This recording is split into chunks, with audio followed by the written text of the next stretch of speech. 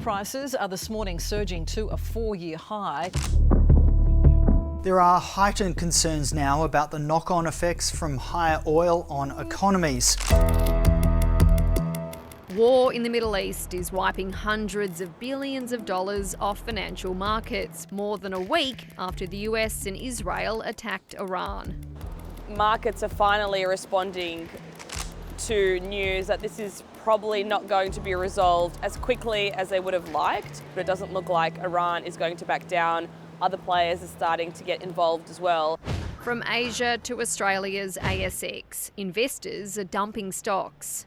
It's not unusual for markets to act and behave like a deer in the headlights, waiting for the train to hit before everyone piles on.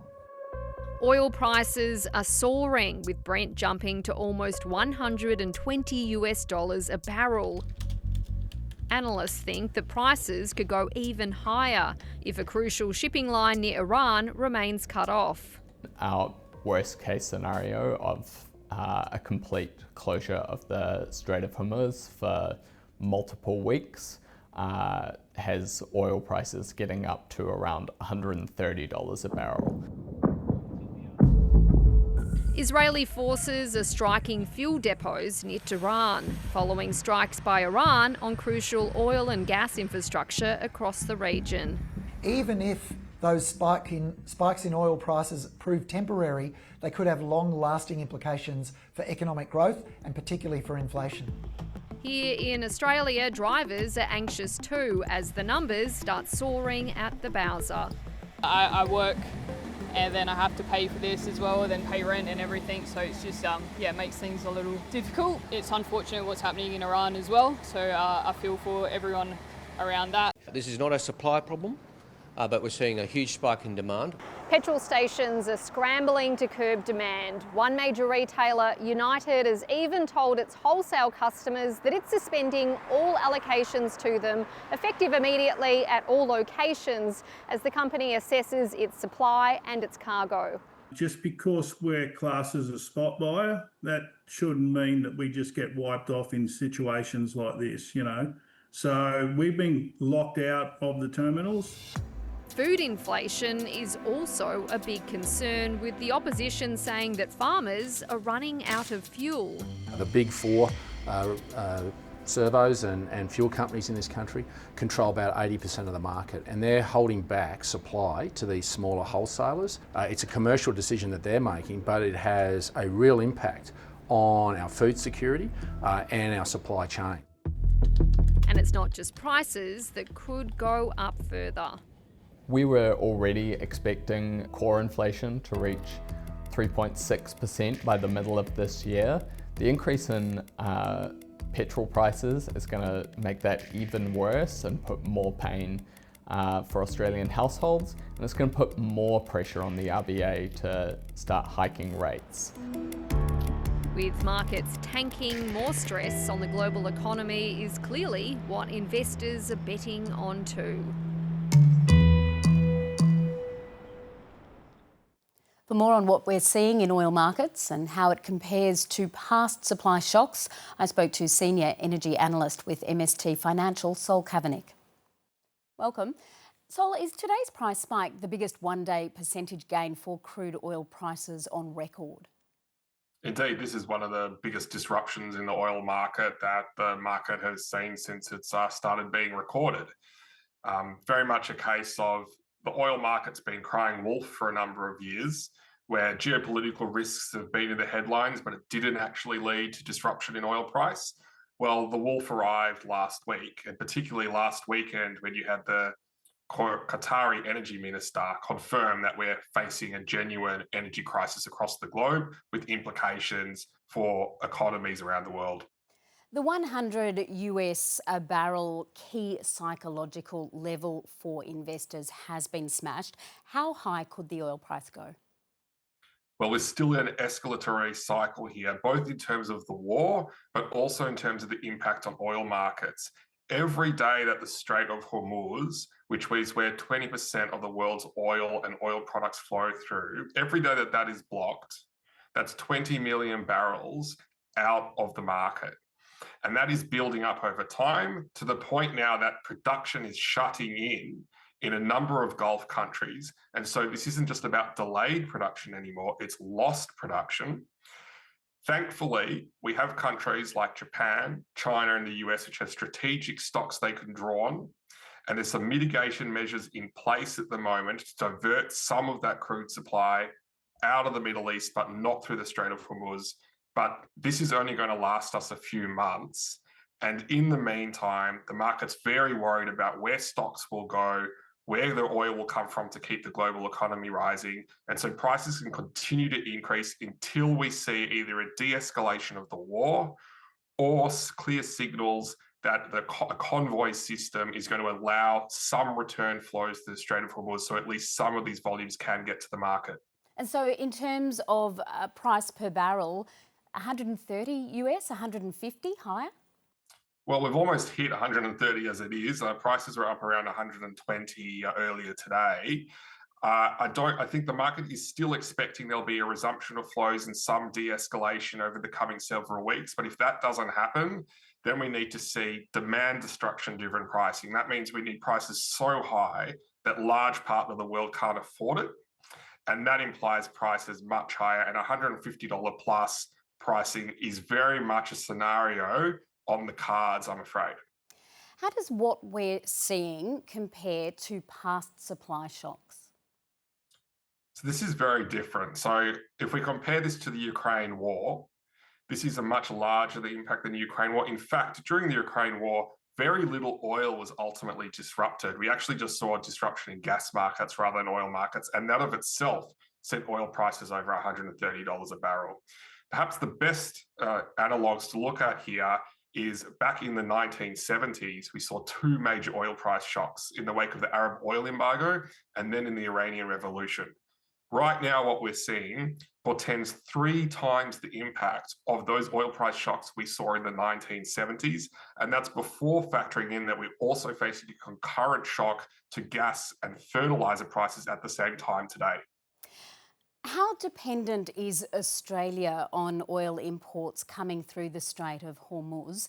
And how do you assess Australia's fuel security at this moment, keeping in mind that countries around the globe are now considering their individual reserves, and some countries are indeed stopping exports to favour domestic requirements? Well, unfortunately, Australia is in a very precarious state. While we are more than self-sufficient on gas, we are not self-sufficient in oil. In fact, we are largely, almost entirely dependent on imports. Australia used to produce a decent amount of oil, but that has declined over recent years. In fact, it's become much harder in Australia to actually develop new oil reserves over recent years, given the policy landscape. And so while Australia has seen all of its refineries shut down except for 2, which have been propped up via policy measures, those refineries are not very useful to us if we don't have the crude to go into those refineries. And so we're not in good shape. We don't have very high stocks which are under our sovereign control. And I think what we're seeing in the Middle East is a real wake-up call for Australia and the Australian government that we need to invest more in the security of our fuel supply chains, because while the current conflict is about disruption of maritime trade in the Middle East, future conflicts could be about a disruption of maritime trade closer to home, and we're not prepared for it. On LNG for a moment, those prices are rising too, but not by as much as crude oil. What are the impacts for Australia here, given Australia is a key player in this market? Well, LNG prices have almost doubled, in some cases tripled, compared to where they were prior to the war starting. Now, the impact for LNG, in my view, is likely to be faster and more severe than for oil.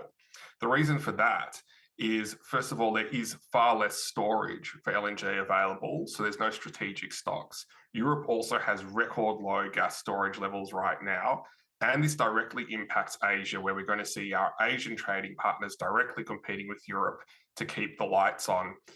This is actually a bigger disruption to LNG, about 80 million tonnes per annum, or 20% of the market, than what we saw during the Ukraine war, where about 60 million tonnes, or 15% of the market was disrupted. So it's actually a much bigger risk for LNG. The good news for Australia is we're a big LNG exporter. So we actually will be able to position ourselves as a much more reliable source of supply to our Asian trading partners, and will be viewed that way.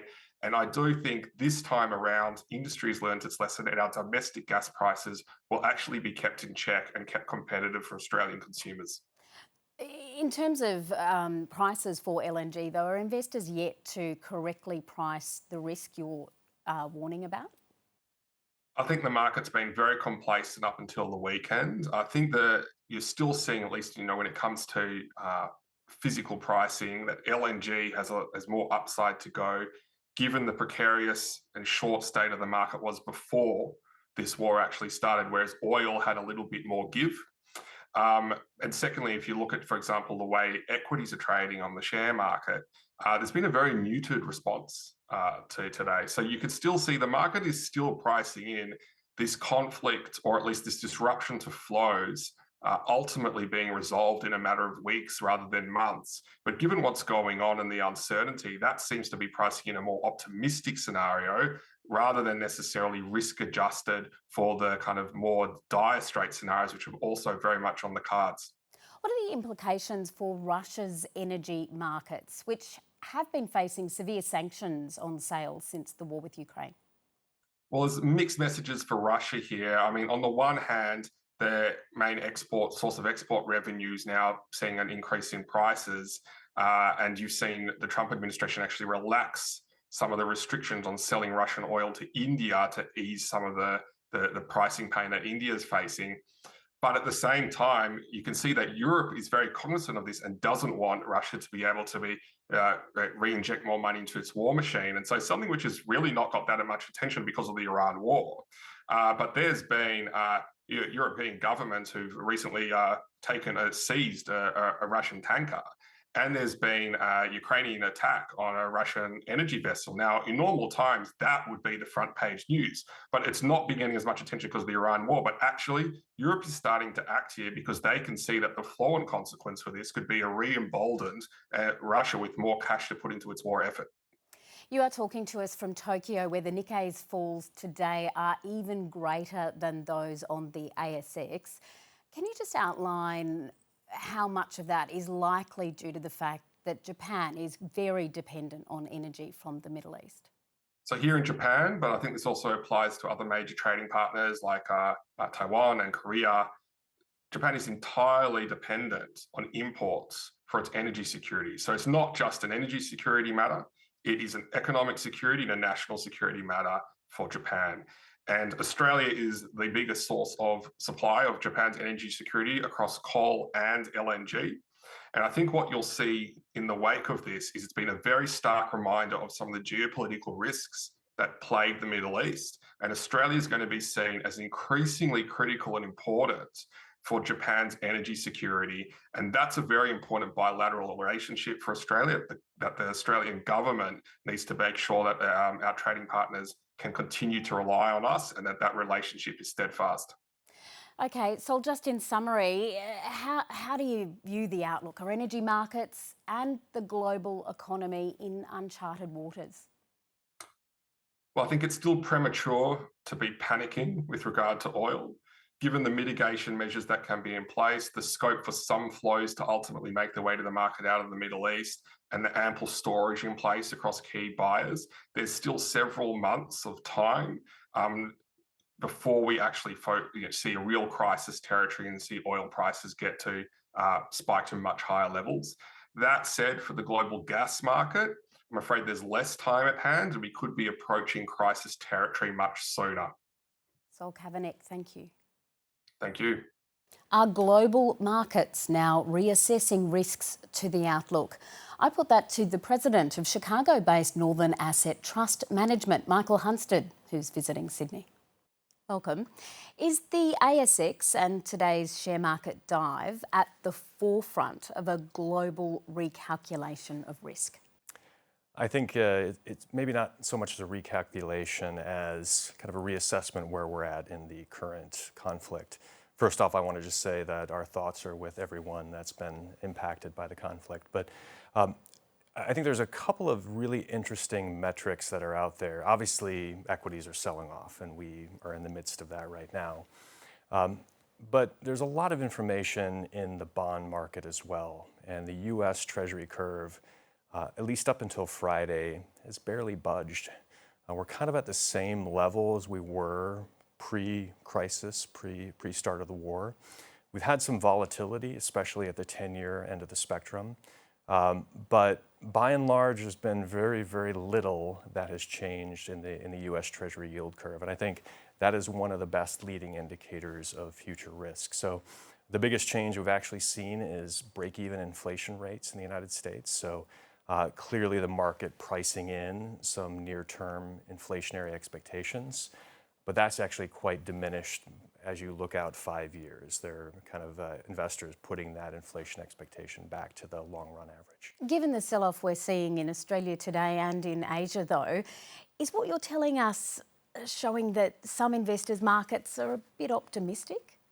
I don't know if optimistic is the word, in that typically what we see in geopolitical events is a classic flight to quality, meaning that equity markets sell off, bonds usually tend to do quite well in a sell-off. Obviously, oil prices tend to go up in this kind of scenarios. So I would say what we're seeing is a visceral reaction, if you will, to recent information, especially about the new leader of Iran. But I would say it's almost textbook in terms of its response. It's a classic risk-off scenario. And I'll just highlight that these scenarios tend to normalize fairly quickly in most geopolitical situations. Is there any doubt, though, that economic conditions are set to get tougher? One of Australia's big banks, NAB, has forecast today that inflation could reach 5% in the second quarter. That's a big jump. For sure, and with oil more than $100 a barrel right now, headline inflation will increase. There's no question about that, but that's by definition. And along with it, interest rates? Potentially, but that's where we're not really seeing that pressure, and that's the interesting thing, is that inflation will pop up as a result of higher oil prices, but we haven't seen it manifest in Treasury yields as of yet, which tells me that the market is looking through this bout of higher oil prices and expecting that it will be transitory in nature, so that by the time you go 1, 2, 3 years out, much of it has dissipated. Can I just ask about the time frame? How long can the market put those fears to one side? We've seen already the conflict or the war escalate. We believe that energy supplies are going to be disrupted for longer than weeks, possibly months. They're very hard to restart these operations. For how long can markets sit by? Yeah, it's never clear, but I think what the market is telling us is an expectation of a relatively shorter term solution. And what I mean by relatively is it doesn't necessarily mean it's weeks or even months, but not protracted into multiple years. That's at least what the break-even inflation rates are telling us. Some are concerned of the outlook for stagflation. Clearly, you don't think that's a possibility? Well, I think by and large, the growth picture remains very resilient. And in fact, we're consistent in our risk-on objectives of our portfolio. So growth expectations coming into this conflict from a global perspective, relatively good, quite good in the United States as well. Our recession probabilities have increased, so our stagflation probabilities have increased. But all that being said, that's not our base case at this point. Michael Hunstad, thank you. Thank you.